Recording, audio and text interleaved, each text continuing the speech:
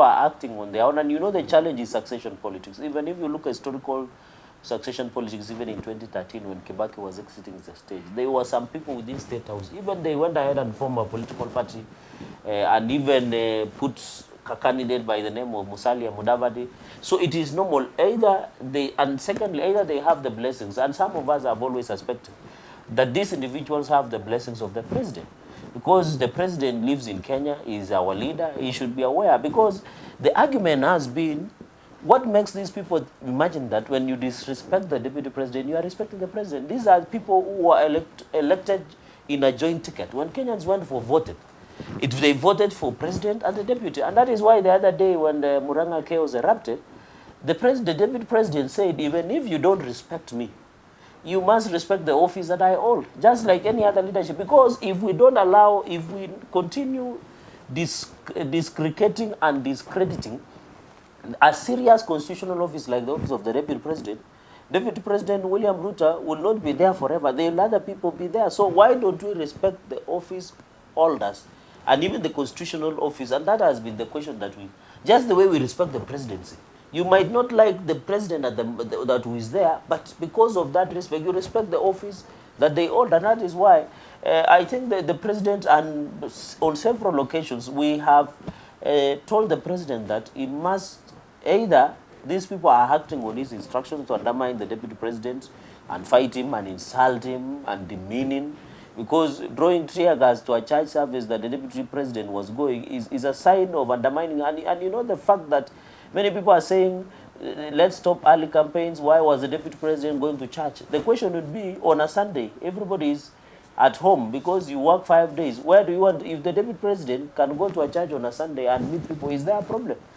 Do you want him to work on Sunday? And he said last week, if you listen to the deputy president, he said everything that has been assigned by the president, he has always done with distinction. And that is what we want to learn. But it's very sad that elements within government, and it is also so bitter and disappointing, that some of us who work day and night, even in the rerun of elections where the current, the ODM leader, almost some section of the country to boycott elections, the same government is persecuting some of us who assisted in forming the government. And secondly, the same government, apart from politically persecuting us, they have not charged the ODM leader with swearing himself, because that is treason. He should have been arrested longer time ago. He should have been charged with treason, because swearing in yourself as the president of Kenya is in itself treasonable. So those are some of the things when we see, we always feel that most of these us are being persecuted simply, politically persecuted simply, even using agencies like EACC, DCI, DPP to achieve political. And now the latest entrance in terms of political persecutors is the National Police Service. And you saw what happened when people were lighting tires in Kendall Muranga, they were supervising. So we are worried because, and that is why yesterday we said we have notified the ICC to start taking note of what we call state-sponsored violence against individuals who do not are perceived not to support their cause. And state-sponsored violence is now becoming a new, because they realize they can no longer use ethnic-based violence, because Kenyans have moved from a tribal conflict to a tribal-less conversation of the unity of the country. Now they are using the state-sponsored violence to suppress the voices they think.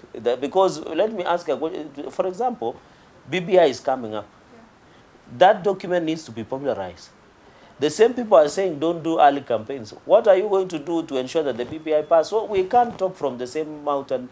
And therefore, I think, and then people are saying these early campaigns. I've had that argument on the streets, everybody, even leaders from this country, they're saying stop early campaigns. No one is campaigning. I thought a proper campaign is you have T-shirts, you have banners, you have campaign posters, you have campaign team, you have campaign secretariat, and the law is very clear on when campaign can be done. So the fact that the deputy president goes to a church or an empowerment program, and it is normal, like even an MCA, when you go to a function, after the function, your wananchi want to hear you say jambo to them. And that is what the deputy president has been done. You remember finally, on Sunday, the ODM leader was in Kawangware.